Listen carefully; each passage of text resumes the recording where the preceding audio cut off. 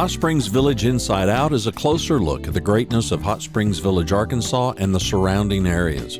People, places, experiences. Hot Springs Village is one of the most beautiful places on earth. Join me, Randy Cantrell, and my co-host Dennis Simpson as we engage in weekly conversations to explore Hot Springs Village Inside Out. Today's show is brought to you by Central Arkansas's favorite radio station, KVRE. Find them on the dial at 92.9 FM. Stream them live at kvre.com.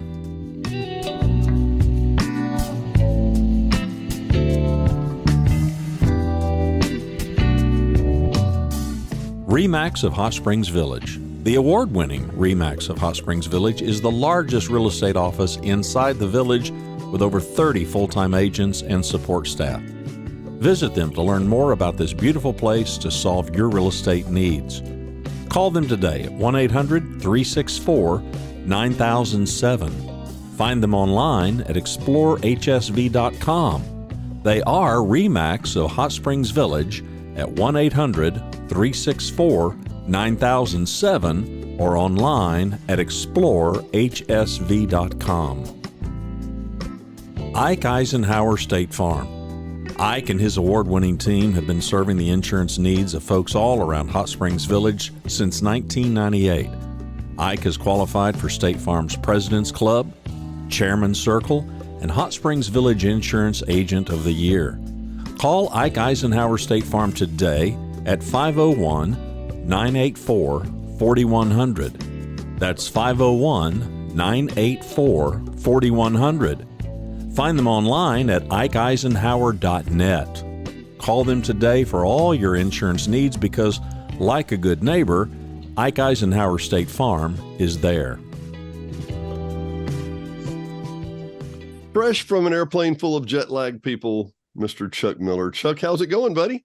Actually, it's going good. I've got a good night's sleep after about a 24-hour flight and time, and which was shorter when I went over to Iceland. It was 30 plus hours because when you fly there, you fly to their international airport. Okay. Right.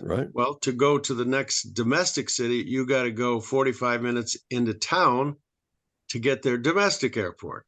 And then you got to fly to their domestic airport. So I went from Little Rock to Charlotte to JFK to Reykjavik to Akureyri the first time, 30 hours. And how sleep deprived were you when you got there? I don't remember. Well, and I was going to say, we joked on another show Randy and I did the other day that we went from Little Rock to Chicago to Zurich. And apparently in Zurich, United just throws your bags out on the tarmac and maybe Swiss Air picks them up or maybe they don't. Something like that in Reykjavik, I guess so. I have no idea because for 2-3 days I didn't get my big bag. But it finally arrived. It was funny because the hotel I was staying with, Hotel Berjaya in Akureyri, the desk people would all say, "No, it's not here yet. No, it's not here yet." So then one day they started clapping when I came in and they said, "It's here, it's here, it's here." So I walked around a corner. It wasn't my bags. When we were in Athens, they kept saying, well, good news, we found your bag. And it's all progressive disclosure. It's a little bit of good news, bad news every time, And it was, we found your bags. Great news. Okay, good. Well, but they didn't make the plane. Well, they'll make the plane tomorrow. Okay. Yeah. Well, with great news. Your bags have, well, okay, one of your bags have arrived. But the other one will be on the other plane later tonight. Yeah. Oh, well, now we forgot to say, now the other one that gets here after that, well, it'll be too late to put it on a taxi and bring it to you. So we'll just bring it to you the next day, the day we're getting on the cruise. And Diane and I were like, we'll be there in 30 minutes. We're on our way. We'll come get it. Really. I understand. Oh, yeah. And this sounds stupid. I know this sounds stupid. Travel tips from Dennis and Chuck. It sounds stupid, but when your bag is not with you, and you've come to the realization, I don't have my bag, I didn't have, and you think of all the things that you didn't have in your bag, it comes to you that, you know what, I may have to go buy other clothes, right, Chuck? Yeah, amen. And the clothes in that bag are my favorite clothes. The clothes I'm going to buy, they're not my favorite, probably, Well, right? plus the fact when we were in Portugal last year, when I went to buy clothes, they don't have a correlation of sizes. They have So, metric versus, and they don't yeah. speak as much English. Now in Iceland, I went and they had the same correlation, so I could pick out my size. And the guy spoke perfect English, and I got it, and I was okay. The problem was I only had one bag, and I had to push all my dirty clothes into this little bag that they gave me so I could get home. Otherwise, there was no room in the one bag because now I had two sets of clothes. I had a missionary friend that went to Cuba, and I said, "What's it like traveling to Cuba?" And this has been 25 years ago. And he said, "Well, the missionaries there will tell you, because the people are so poor, you take your bag and pack it completely full. And then when you get there, you give away a lot of your Right. clothes and come back with anything you might have bought or whatever. But don't take your very favorite shirt, because you're Yeah. going to be giving it away, you know." I've heard that story from other relatives way back when. And that's nice to do that. Well, I think it's a wonderful idea. But why would you fly to Reykjavik in the middle of June? Or what were you doing, man? Well, I went to play in a golf tournament called the Arctic Open. It's been going, this was its 38th year. I went because you can tee off and play at midnight. At midnight. At midnight. Now, the first day was a practice round, and regular times, 3:30, I think. Right. Second day was about the same. And the third day, which was in the tournament, I teed off at 10 p.m. I took a picture at midnight.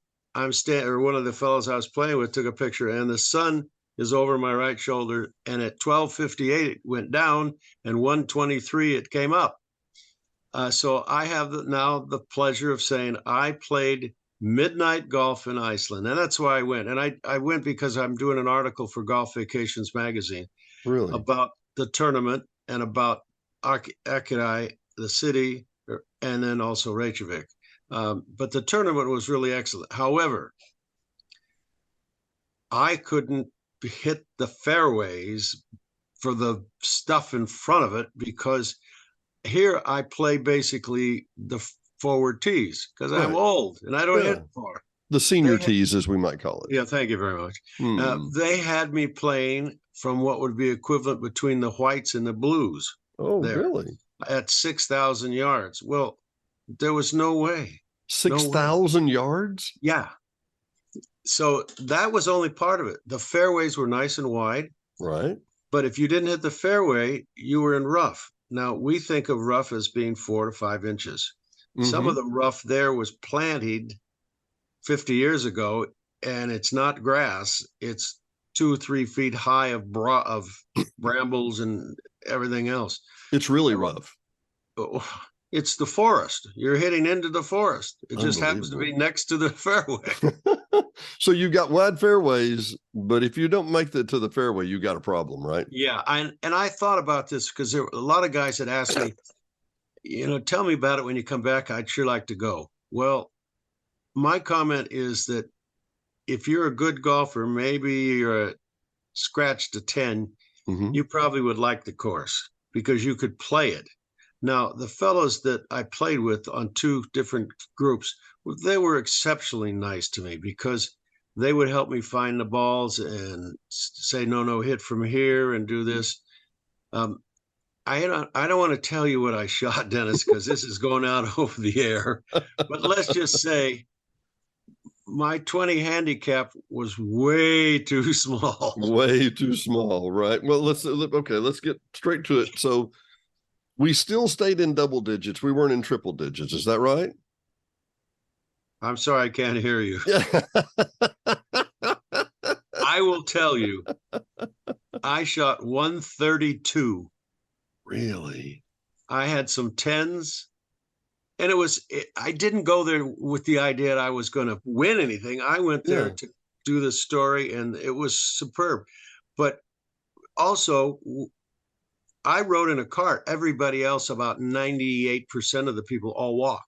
They're in good shape. That's what they do to play golf. Well, they're not 68 like you, right? Yeah, they're not 85 either. I think I was the oldest. I think I didn't prove it, but I think I was the oldest player in the tournament. And what was really interesting, I don't know how they got it mixed up, but when I went in to sign up and all, they told me, yeah, oh, you're playing with these fellas, and here's the handicap. You're a scratch. I said, what? They had 0. They forgot to put the 2 before the 0 for my handicap. Now, they would have been shooting me if I had, because the guys that I was playing with were probably, 8, 9s.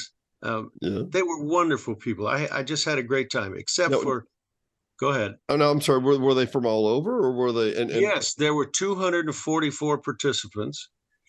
200 of them were from Iceland. 44 of them were from other parts of the world, not 44 individual ones.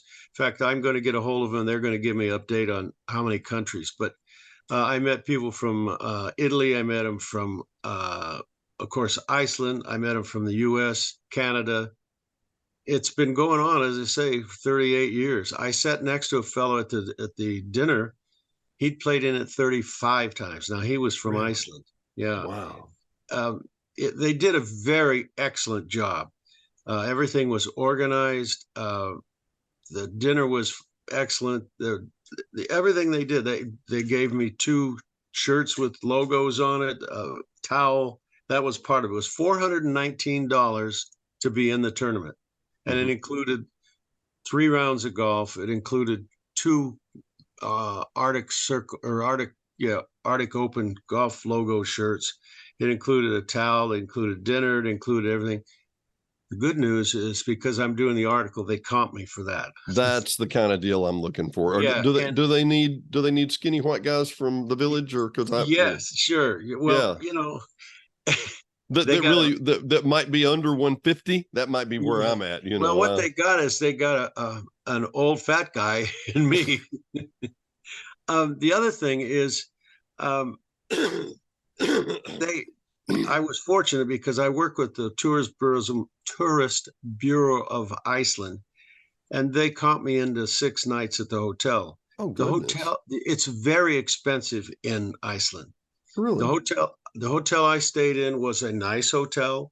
It wasn't, what would I say? It definitely wasn't the Four Seasons. No. It was more like a large Marriott courtyard. It was 4 stories. They had wonderful food. They had wonderful people. My room was small, and it was like close to $300 a night. Really? Yeah. And some of the bigger hotels that I looked at first to see where I could go, they were 320 euros a night. Which, for those of you, add about 8 to 10% on that. Yeah. And it's a very expensive country. I took the cab up to the course, which was probably 10 minutes away, and it was like $15 each way. Really? Food was expensive. The beer, I have no idea how much it was. I just signed the tab, but they gave you a good pour. You know how you get something here? This was right up to the top. And the same thing with wine glass. I had a couple of wines at the hotel.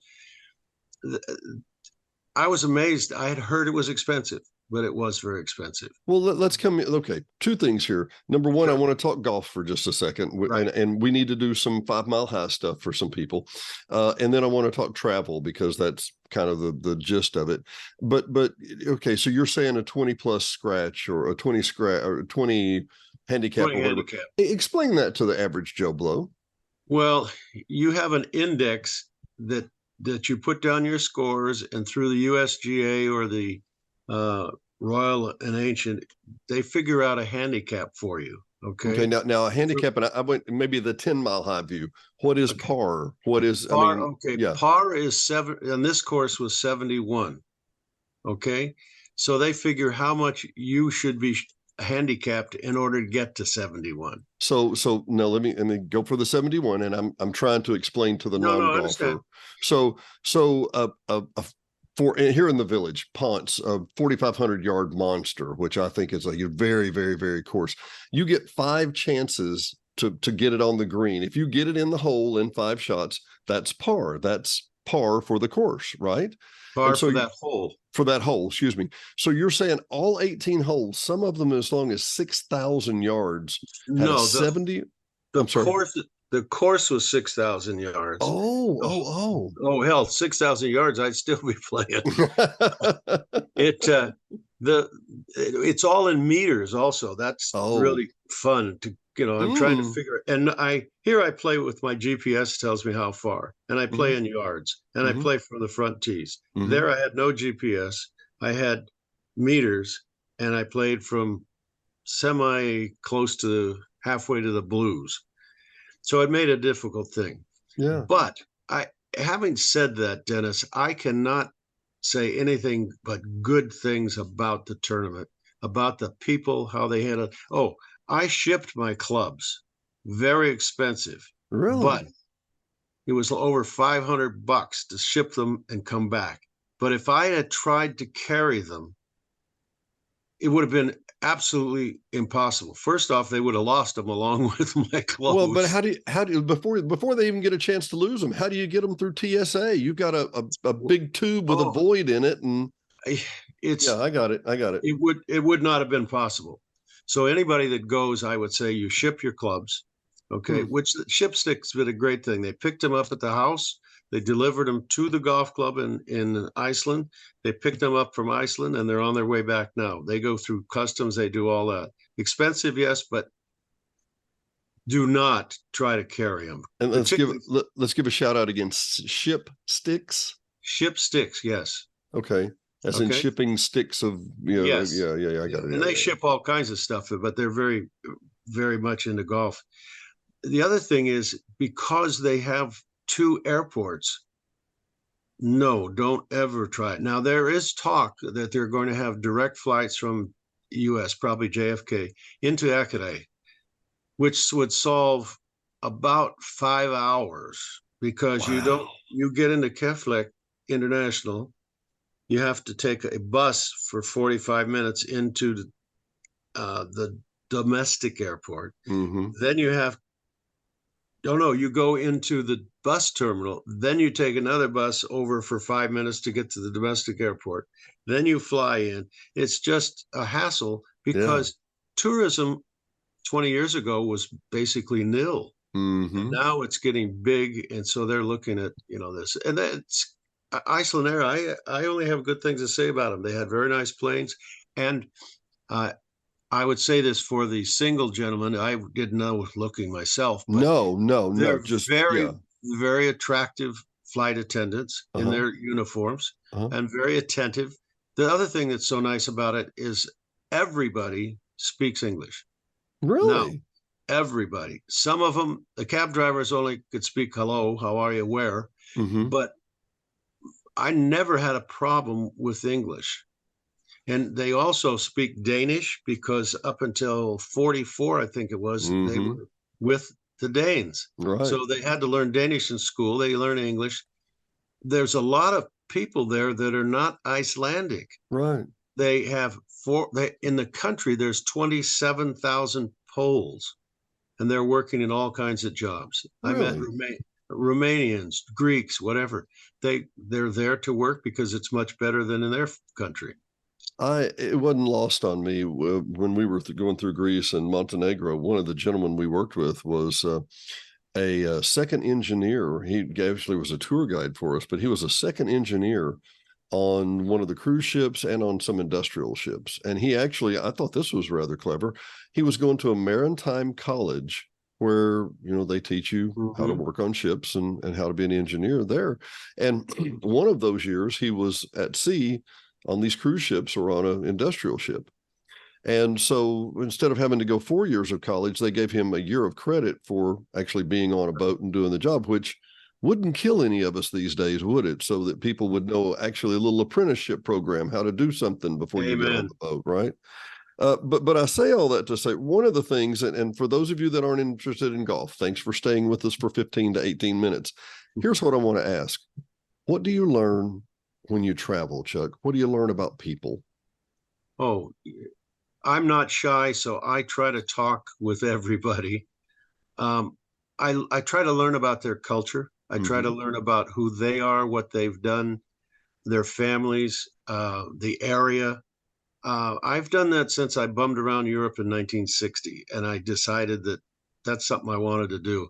I got 2 more countries coming up to make 100 countries. Well, what are the two? What are they going to be? Egypt and United Arab Emirates in October. The UAE. Who is this golf in UAE? No, Myrna and I are going to go along, and her daughter and son-in-law are going to go too. I've wanted to go there. We were supposed to go there in April, and then I got sick last year on the ship, and they quarantined me for 6 days. Myrna said, "There's no way, and you know where, that I'm going to Egypt and have something happen because I don't speak the language." But then we talked to her daughter and son-in-law, and they said, hey, they'd like to go too. So that's what we're doing. Well, when we were in Spain and I found out I had COVID after we'd had our whole trip and everything, my sister asked Diane, she said, "So are you just flying home without him?" And she was like, "What? Are you what?" Number one, I'm going to put somebody who knows a little Spanish, and I'm going to put him on the plane, put her on the plane. You know, I'm going to get on the plane and leave him in a hospital. No, or not, you know. Yeah, so, there's a lot to be said for traveling with other people. Absolutely. One thing I would mention off the subject here, when you travel overseas, travel around the world, you definitely need travel insurance. And there's 2 sets. You can buy all the sets you want for insurance, but there's a company, I think it's called EA, and I found out about it. They will do everything but cover the cost of the planes or your cruise. But if you go in the hospital in a foreign country, once you get in the hospital, you call them and they take care of every expense from then on. Really? And it was like $150 a year. A year. Now we have spent 4,000 or 5,000 on, no, maybe not on every ship, but I figure it's about 20%. If you spend 10,000 on a cruise, 20% is going to cost you for your regular insurance. Yeah. This is $150 a year. Now, $219. I got, the boss just told me. But it's really worthwhile. I'm using it from now on. I just cover what it costs of the cruise because they won't cover that. But everything else, if you get in the hospital, and when my wife got sick, not Myrna, but my previous wife who died, it would have cost us $40,000 to $50,000 because we had a nurse come to the hospital bed, and she came with us all the way to home to our bed in California, all the flights, everything. So insurance, please, if you're going to travel, please check out insurance. Well, here's what came. I mean, we got travel insurance on our airfare and our cruise ship, but we bought it through the cruise line. We had no idea. So EA, when it's obviously there's a big company called EA Electronic Arts. That's not it. But it's probably EA Insurance is my guess. I think it's EA. I don't have my wallet here right with me. Let the warden tell you who it is in here in a minute, and we'll see. Okay. Hey, listen. Tell me more about the people. Tell me what do you learn when you travel? And I distracted you when you were talking about going to Egypt and whatever. But what do you learn about people? What do you learn about the world? People everywhere are the same. They have needs: food, clothing, friendship, fellowship. There's other stuff we won't mention. But fellowship. Yeah, fellowship. But if you open up to them, they will open up to you. I've always tried to know, hello, how are you? What is your name? In the language I was visiting. Because once you do that, they will then feel much more comfortable with you. And then I just ask them, I met 2 police officers at the hotel. I went to take a picture. There's a big picture on the wall of people that had hiked up to the mountain the first time and were having champagne. And it was like a 4-hour hike in the middle of winter. Well, these 2 ladies were sitting there. So I said, do you mind if I take a picture? And could I take it with you in it to give perspective of the picture? Sure. It turns out we got talking and they were police officers. So I asked them, they don't carry guns in Iceland. When they had the big meeting here a month or 2 ago from all the foreign ministers or presidents in Reykjavik. G7 or G4. Yeah, what the hell it is. That was one of the first times they allowed the military or the police to carry guns because they were protecting that group. But other than that, they don't. But you learn about them. You learn their hardships. you know, I learned, you know, they got to work hard, particularly these kids that come from other foreign countries that are working there during the summer. You know, we are so, excuse me, I started to say something. I know what you were going to say, and you're exactly right. Yeah, we are so spoiled compared to these other countries. And when I see the kids, they're working their tail off, going to school, you know, working jobs at night and all, and I come back and I see kids like us who want to have their hands out, I want to slap them. Let's not get into politics because I get really wild on it. But you learn about the people, you learn about the country. I always recommend, if you go to a city, if they have it, take the hop on, hop off, which gives you, I sat on it for 90 minutes and we went to 16 different stops. I just stayed on it so I got a feel for what I wanted to see. Then I went back, and that's a great way. And talk to the bus driver if you can, because the bus driver knows, they know everything. They do. And the hop on, hop off is basically a buffet for the entire city. And Yes. for those of you that don't know, it's typically it's a large red double-decker Yep. type bus. And you know, I'm like you. If I want to go and see what the entire area is about, go sit up on the top, Yep. get you a nice view, make sure you're not too hemmed in or whatever. Go sit, you know, nobody around or whatever, and just ride the route, because these Yep. buses come by about every 30 minutes. Exactly. And so if you can ride the route 90 minutes and make the whole loop, then you come back and go, hey, I think I want to go down here, or I think I want to go there. So then when the bus stops at that location, the next time you hop off and you see it, and then you get back on. I did that. I didn't have as many chances to do it as I wanted, but I went to one in Reykjavik called Perlan, Perlan. Amazing. Amazing. Look up perlan.is and you'll see it's a geodetic dome on the 5th floor that is all glass, and that's where the restaurant is. And you can walk around, see the entire city. They have a lava show. They have a Northern Lights show. They have a volcanic show. They have the planetarium. All this in the one building, and you can get a ticket to go see everything. It's Whoa. Yeah, So whoa. I can go to like a restaurant that's a glass geodesic dome. Yep. And I can see the aurora borealis through the dome. If you go in the winter. Well, I mean, if they're having it that night, right? Yes. I mean, it's just a whole 360-degree glass view. How tall is the building? 5 or 6 stories? 5 stories. 5 stories. 5 stories plus whatever they have underneath. Yeah. Well, I was gonna make these observations, and you tell me. Okay, these are travel tips. Number one, you typically find young people, they know English, but everybody in Reykjavik seemed to know English pretty well, right?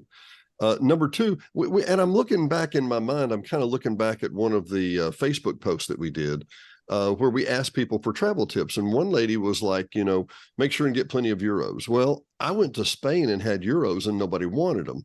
So I used my card everywhere. I go to Greece and everybody wants euros and nobody wants to use your card. So it varies, but where I was going. Guess what?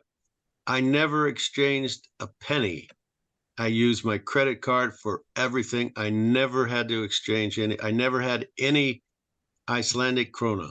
Really? Well, okay. So this goes to one of the other points I had. One of the ladies on Facebook simply said, you know, you don't want to offend the locals. Don't do something that is vulgar to them or whatever, right, or just out of profile. I must have tried 3 different times to hand my card to somebody in Spain, and you would have thought I was trying to kill them. And I thought, what's the problem? I would hand my card over and they would go, no, tap. Oh, you mean your credit card? Yeah, I would try and hand my debit card over to them, and they're like, no, we're not going to touch it, because obviously COVID only comes on credit cards and debit cards. Yep. But they always had me tap. So they had gone, one of their policies and procedures was tap everything. Well, I go to Greece and I'm a little snake bit, and I'm like, okay, don't, you know, and they're like, oh, sure, we'll swipe it. Right.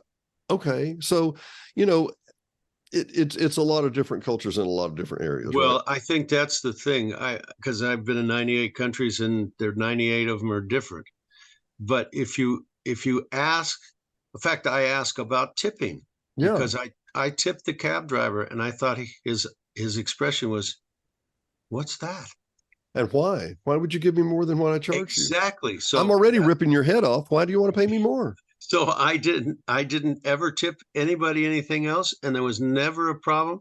It's not something they do in Iceland. It's not something they do in Greece either, and it took me some adjustment. And we went from Greece back over to Italy, and when we got to Italy, you know, I've seen these skits the whole time. I've seen these skits where, you know, the French waiter comes up and you say, "I'll have the so and so," and he's like, "No, no, no, you do not want that. I will not get that for you." You know, we were in Bologna, and we had a lovely little waitress come out, and we had the tortellini, and I mean, we ordered some really great stuff. And I said, "Honey, do you want?" We're usually just beer drinkers or something, and I said, "Honey, do you want a glass of wine?" And she was like, "Yeah, well, maybe we'll do a Merlot," you know. And the waitress was like, "No, no, no, no, I not bring you Merlot. I bring you good Italian wine, not Merlot."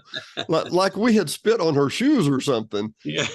And I realized in my mind, I thought, okay, did I offend her? No, she's just emphatic about her opinion, and she wanted the best for me. I understand. When I'm having something to eat for lunch in the Perlin upstairs in the 360-degree room, Yeah. I went over to a very nice little area where you could order food, and I'm looking at the menu, and I don't know what the hell I want, so I'll have a pizza. Well, this girl who was from Romania. She said, "No, no, no, no, no, no, no. You don't have pizza here."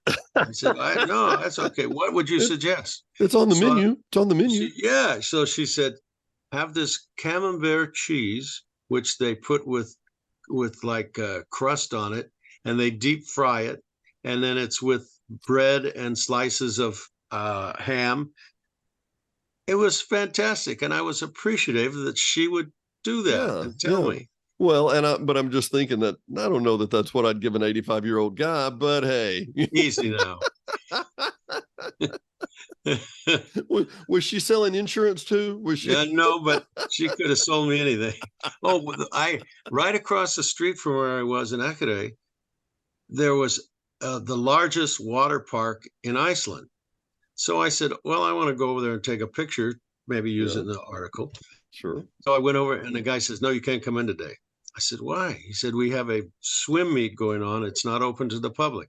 I said, "Well, I'm a golf and travel writer. I just want to take a picture. I may use it in my article, da da da da da da." So with that, there's this young lady comes up, and she said, "It'll be okay." So she walks me in there.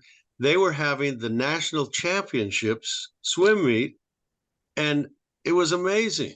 And she said, "Well, oh, those two people over there, those are former Olympic swimmers that are the coaches. And one was a female, and who was Icelandic, and one was a Serbian who swam for Iceland 30 years ago or whatever." So I got a picture with both of them. But they would say, "Hey, can I see?" "Oh, come do this. Again, because I'm not bashful. And if you're bashful in life, it's always more difficult, I think. You may miss a thing or two. You don't have to be brazen. You don't have to be cocky. I always say, "Excuse me, I'm wondering if you might help me," or da da da da, and then it opens it up. Traveling is a wonderful experience. I found that out in 1960 when I bummed around Europe. In those days, you had to go across the borders. You had to use your passport. Now it's anybody can go anywhere. But the people were very gracious, and I learned so much. And I learned that, again, Americans are spoiled. We're spoiled. We are pampered, and a lot of things go our way, to be frank about it. We're very fortunate in life. We're extremely fortunate. If you're born in this great country, coming up on July the 4th, you don't have a clue how great you have it. You know, do we have problems? Absolutely. Every place has problems. It was not lost on me. I at one point, and we're going around Santorini and the Greek islands. It's just stinking gorgeous. Yep. We get off the main track, which I can't wait to do many times and get away from the crowds. But I realized it's just a beautiful world. And you say people are the same everywhere. Let me give you what people the same everywhere are. They are generally extremely gracious. They are generally extremely honest and extremely trustworthy, and want to help you, want to be your friend. You really, especially if you work in hospitality, but you really have to kind of just realize that's that's the gist. I think part of the problem is that when we travel, we think, okay, well, they're out to get me and they're looking at me funny and they're going, no, they don't.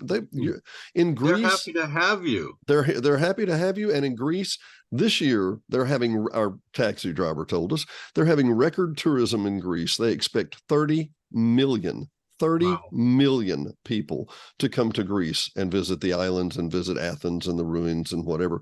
And that's the largest number they've ever had. It would behoove them economically to be nice to people, but they were just couldn't ask them to be any nicer. Could not have asked them to be any nicer. I told you about our lost bags. They called every hour, like you said. They called every hour, and they said, if I'm thinking when the phrase "it's Greek to me," it was really Greek to me. Yeah. I'm imagining that Icelandic. What is it? Is it krone? What's krona? Krona. Yeah.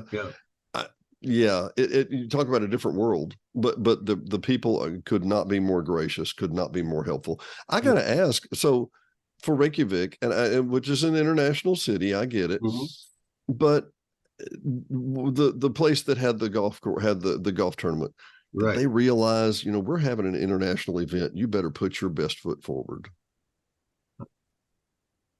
My gut feeling is that they do that all the time. Really? Yeah, because I was in the hotel, I went to a restaurant. I had a really, really good meal in a really funky little restaurant. It was a hostel restaurant, and there were upstairs for rooms and all, but it was really great. I mean, it had all the atmosphere in the world. I had a great meal. I watched the people. People watch everywhere. Akureyri is only 20,000 people where I played the golf course. Right. It's the second largest city in Iceland.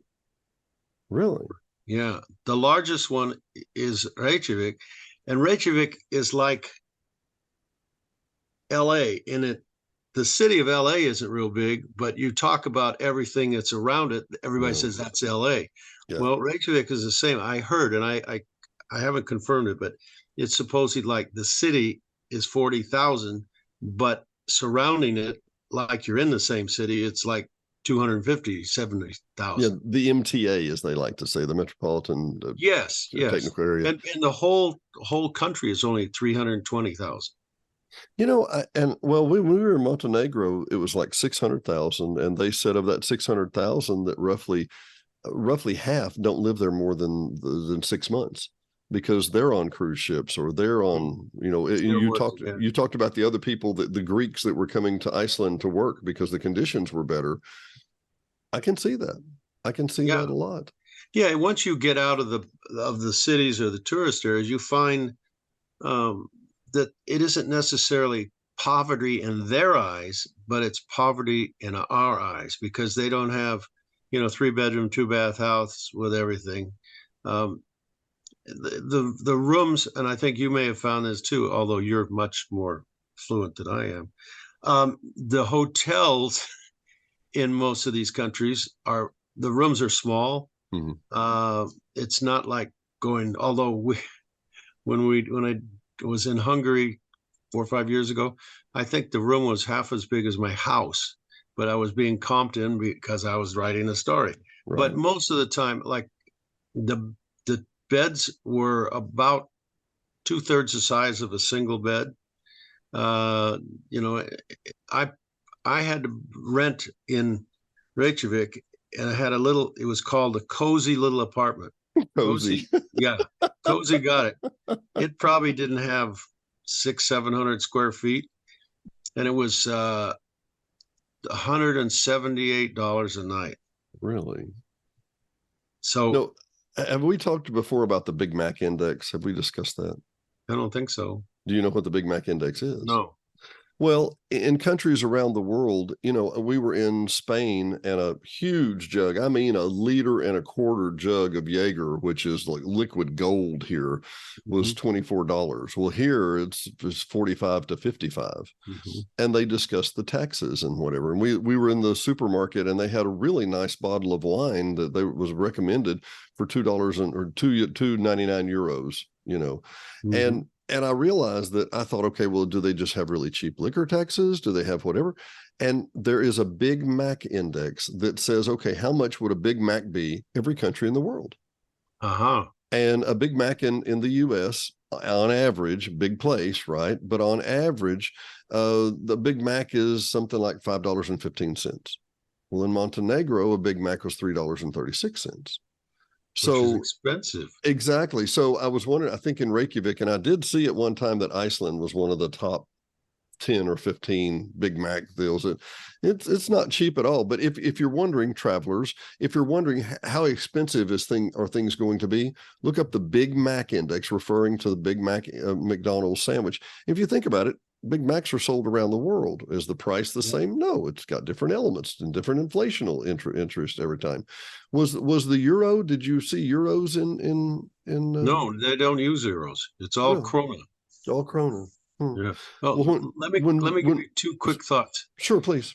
Big Mac. When I was in, I was 21, 22 maybe.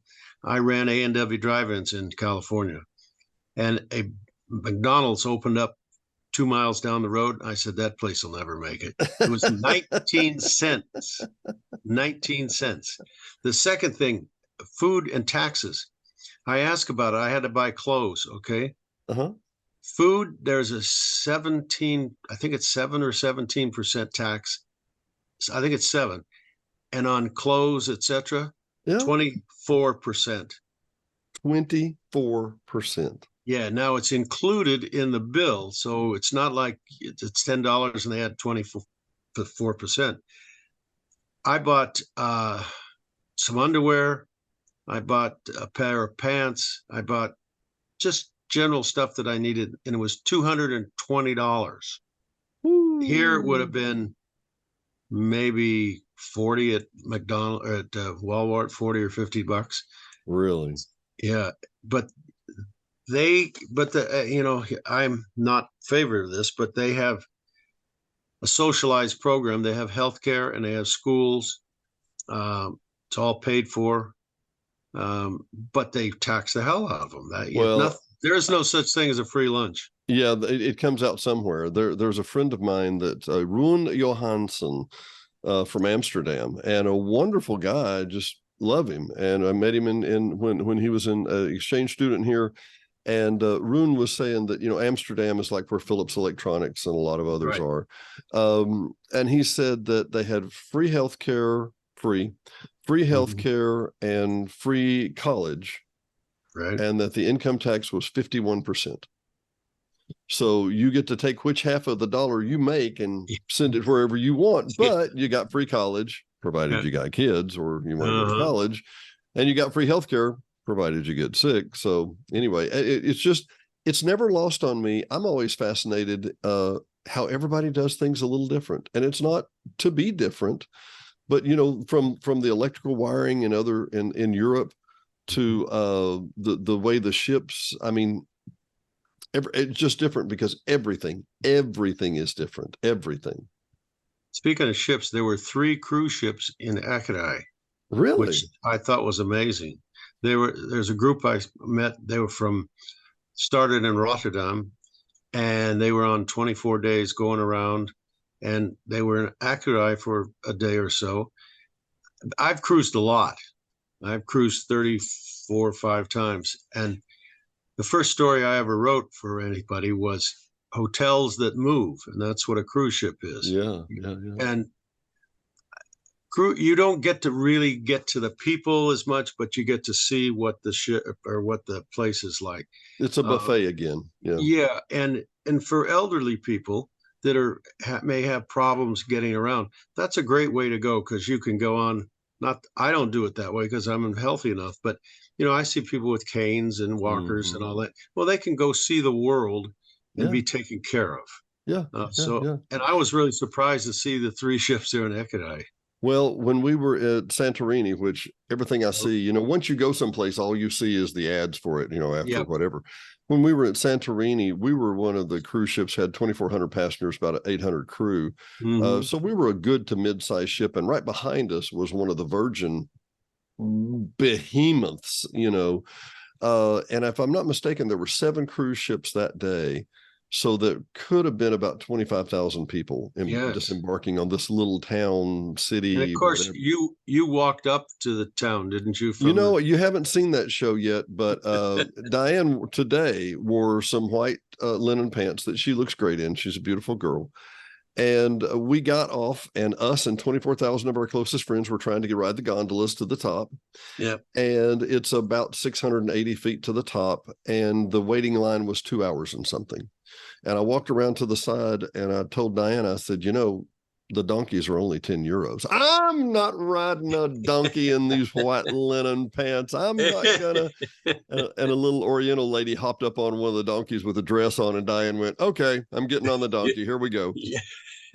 And frankly, and this is a travel tip, I think, don't be afraid to go the alternate route. It can be a whole lot more fun. Yes. I guarantee you, we have more memories and photos of going up the hill with the donkeys than we would have riding the gondola. Is that fair? Yep. I understand perfectly. I did it there. Same thing. However, looking down over the side of the mountain when you're riding the donkey, that isn't a real good experience. Ill-advised. and I told on one of the other stories, I did a show with Randy this last week where my donkey, you know, and it's a staircase. It's a winding serpentine ride up to the top. And my donkey wanted to race up to the first corner and have a pit stop, shall we say. And Niagara Falls was going on behind me, and Diane is slowly trotting up the hill. And when my donkey gets through with the Niagara Falls impersonation, he goes racing up to try and catch her again. And I'm just hanging on him. Once again, the alternate route can make some of the best trips. It really can. They really do. It's because you're doing, in a lot of instances, what the native people have done for 1,000 years. Yeah. And there's a reason why they did it. There's a reason why they did it. It's low. Because they didn't have gondolas. They didn't have gondolas. It didn't cost a lot. It's low impact. The donkey knows the way. He knows his way back down. He knows his way back up. It's, you know, the donkey gets €1 or €2 of it, I'm pretty sure. I mean, he gets a cut, you know. Yeah, he gets a little extra hay or whatever. I've been very fortunate, Dennis, over the years, having been able to travel both for business and pleasure, mostly business because I could have never afforded it otherwise. But you learn a lot. You learn a lot. And I'm gonna make an observation. We got to run, and I've got another one coming up here in just a second. But I want to make note to you real quick, my friend. You do one thing that I know the natives appreciate. Okay, I could have walked in to Italy. I could have ridden the train from Ravenna to Bologna. Yeah, I could have done that. But when we got there, I heard that it was Ravenna. And when we got to Bologna, it was Bologna. And I realized that that's a big deal to the guest. I mean, to the natives. Yes, and I hear you say Reykjavik, and I know you're doing your best to say it the way they say it. Not because you're trying to be authentic or anything, but because that's more pleasing to their ears. Yes. You know, are you from Little Rock? No, I'm from Little Rock. And it's amazing how the same words with a different dialect. And I noticed that you pick up on the dialect and you kind of feed it back to them. Is that a travel tip? Well, yes and no. I speak 7 languages. I think I told you this before. No. Yeah. English and 6 in gibberish. I have an uncanny ear for the speech, not the words, but the speech.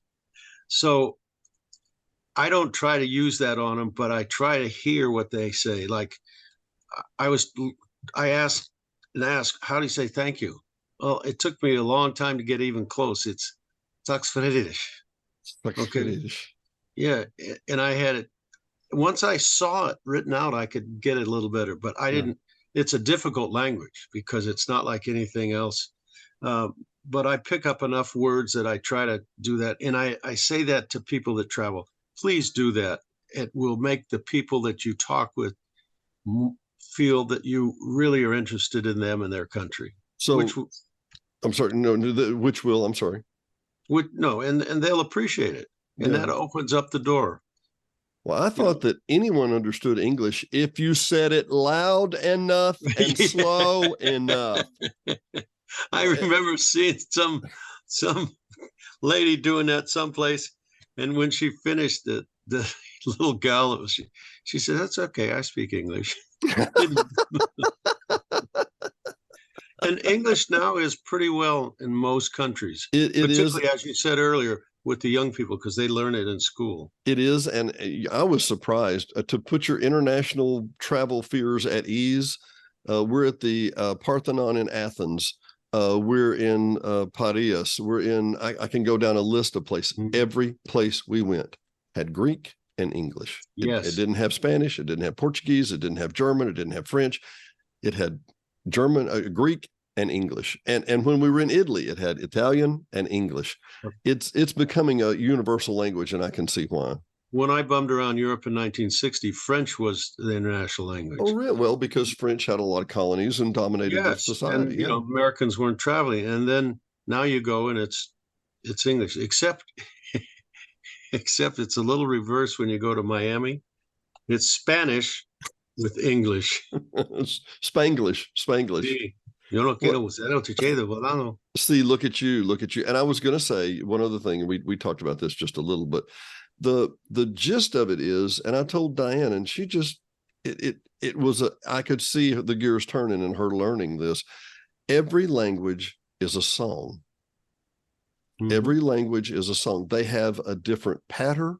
They have a different pace. They have a different meter. They have a different tone. They have different ranges of emphasis or de-emphasis or laxness. And when you learn that song, it gets a lot easier, right, Chuck? Yep, it does, because you're now part of them, and it's easier for you to say it. And even and I do speak enough Spanish to get by. My grammar is very poor, but I had high school Spanish, and that's all I've ever had. But when I go, I try to, because when you do that, that opens the door. I learned it because Audrey, my wife that passed away, loved to shop. Well, I would say to the shopkeeper, "Amigo, venga aquí. ¿Tiene usted un sacapunta? Cuando usted tiene un sacapunta, es posible escribir números pequeños. Usted tiene números más grandes." And let me translate. Where's the cheap stuff? Do you have a clearance aisle? Yeah, that's about it. Because what I was saying is and they would look at me like, sacapunta is a pencil sharpener. I would say, if you have a pencil sharpener, you can write smaller numbers with the point, because your numbers are too big, and that would open up the negotiations. And let's be frank, they don't tip a lot of places, but they negotiate a lot of places. And it's interesting, in other places, they don't negotiate in the world. It's really surprising. Although I was in Morocco, and I went with Billy Casper and some pros and his wife and all, and we went to a rug merchant who's the biggest rug merchant in the city, and we went to his house for dinner. He had dinner for 20 of us. Okay. Wow. So the next day we go to his place of rugs, 4 stories, and I said. Billy says, "No, you got to be sure to negotiate with him." I said, "Billy, look what he did. I'm not going to negotiate." He said, "If you don't negotiate with him, he'll be upset." Mm-hmm. Oh, that's the custom. You go to the next country, they don't do that. Mm-hmm. So you have to really kind of learn what is done, as you said, and you don't want to say things that are wrong or bad, but it's very easy to do when you don't know the words.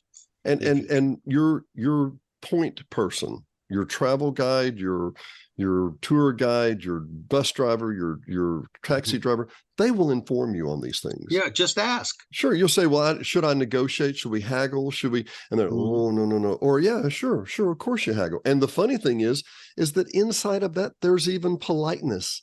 "Well, it's 100 euros. Well, I'll give you 50. 50? What are you trying to insult me here?" Yeah. But it's all a game. Yeah. A game we don't know anything about. I'll give you a good example. In Morocco, I wanted to buy some of the slippers with the tips that circle up. I don't know what they're called, but they're stylish. Yeah. And so I was going to buy one. So he gave me a price, and I said, "Well, what if I buy 7 of them?" And the guy got mad at me because I was trying to get a better price. He said, "Go." And I was Really? in the souk, which is just a little small section that you have everything. He had the shoes, and he said, out. He was mad at me. And So any American business that you said how much for 7? Oh, 7. Ooh, absolutely. So it goes back Really? to learning what's, the custom there in the country you're in. Wow. I tell you what, Chuck, we're going to have you back again. And, Chuck, 85, absolutely fascinating, absolutely traveling the world.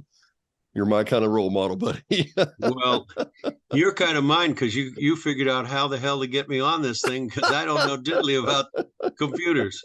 Dennis, I always appreciate the opportunity. It's wonderful, Chuck. I promise you, we're going to have you back again. I promise. Yeah. And I'm happy to tell anybody if they want to get a hold of me, just go to Chuck at thetravelingguy.com and send me an email. I'll be happy because I figure if I can help somebody travel and have a fun time, I love to do that. I think that's great, Chuck, and we'd love to. So, tell you what, we're going to come back and just do a traveling show, okay? Sure. Pleasure. When? I don't know. We'll have to think it up. Well, come on. I'm traveling a lot. I can't just. When I can get your PC to work again. Yeah, well, I thought maybe you could come over here.